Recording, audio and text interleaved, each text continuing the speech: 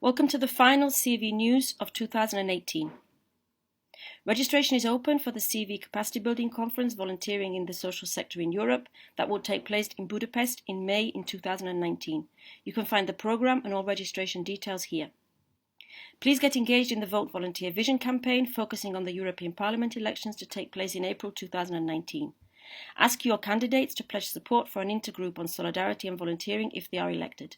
You can download the toolkit and empty template here. In news from the European Volunteering Capital, you can read about the international conference A New Beginning that took place in Aarhus and Rinkebyskøen, Denmark from 3rd to 5th of December 2018, gathering more than 300 participants. And at that conference, Padova was announced as the European Volunteering Capital 2020. You can see the videos from both candidates, Sterling and Padova, here. Aarhus's year as the 2018 European Volunteering Capital culminated with a volunteer party at the Tivoli theme park in Aarhus. Participating were more than 6,000 volunteers. Košice took over the title for the European Volunteering Capital 2019. In CEV activities, submissions are still being collected for the WISH platform. The platform, Welcome, Inclusion and Support Hub for Refugees and Asylum Seekers in Europe, will gather volunteering initiatives that seek to support refugees and migrants in Europe. CEV has also organised a networking session as part of the Tandem project, and the report from the Building Cohesive Communities Through Solidarity and Volunteering workshop held as part of the European Week of Regions and Cities is now available. CEV Vice President Leila Seik has addressed a conference organised by the Croatian National Agency about the European Solidarity Corps, and João Teixeira, CEV Vice President, has been speaking at the final seminar of the EASY project. CEV Director Gabriela Civico participated in the Civil Dialogue for Europe for Citizens programme stakeholders that was addressed by the EC Commissioner for Migration, Home Affairs and Citizenship, and also participated in the ESC Liaison Group meeting, where there was a discussion about the European Parliament elections 2019 and how civil society can engage with the This Time I'm Voting campaign. CEV has also participated in the DG EMPL Strategic Dialogue meeting on the long-term unemployed, where CEV's policy statement on volunteering and welfare payments was shared. And CEV Director Gabriela Civico has also moderated a panel discussion in the conference from the Erasmus Plus project Time to be Welcome, where WASM CEV member is the coordinator. And in November, CEV welcomed a study group visit of 20 participants from Hungary. The visit was organised by the Hungarian Open Air Museum in the framework of the Acting Communities Active Community Involvement project. And CEV has also welcomed a visit from 55 students from the Lombardy and Veneto regions to discuss about the future of volunteering in Europe. CEV Project and Events Officer Sara Fasoli has met with representatives from Diaconia Germany and Jura Diaconia, and also attended the debate, The Private Sector and Agenda 2030, The Devil is in the Details conference looking at the SDGs. Julia Baudin, CEV Project and Policy Officer, has taken part in the seminar Preparing the European Elections Together. And Juan Mabaez has participated in the Skulpfest Tallinn, the Estonia conference co-financed by the Erasmus Plus programme. Juan Mabaez, CEV's ESC trainee, has also attended the conference Roma Inclusion Through Local Partnerships and Economics at the Service of Society that was organised by COFASE Europe with the support of a Tandem volunteer. In December, the Lifelong Learning Platform has celebrated its 8th Lifelong Learning Week, and CEV was participating in various events.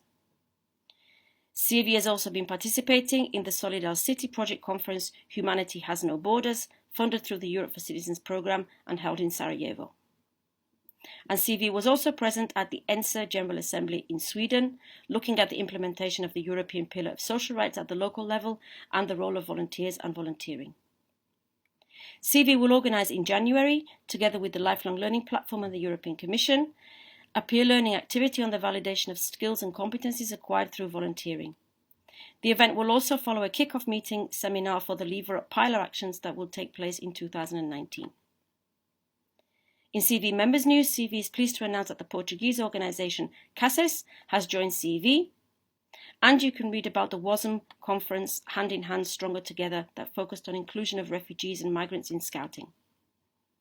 The Spanish Platformers Volunteering, on the occasion of the International Volunteer Day, has published their volunteering manifesto that you can read here.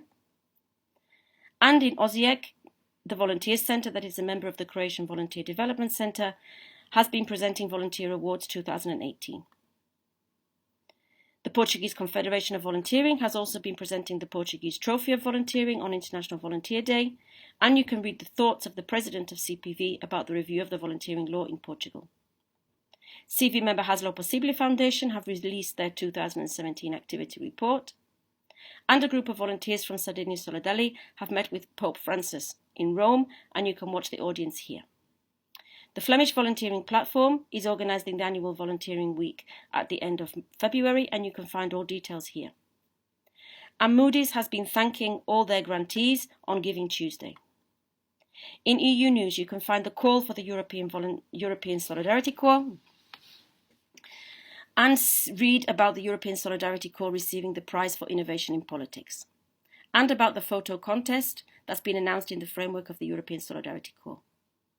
The European Solidarity Corps Resource Centre, that will be in Austria, is looking for a project officer.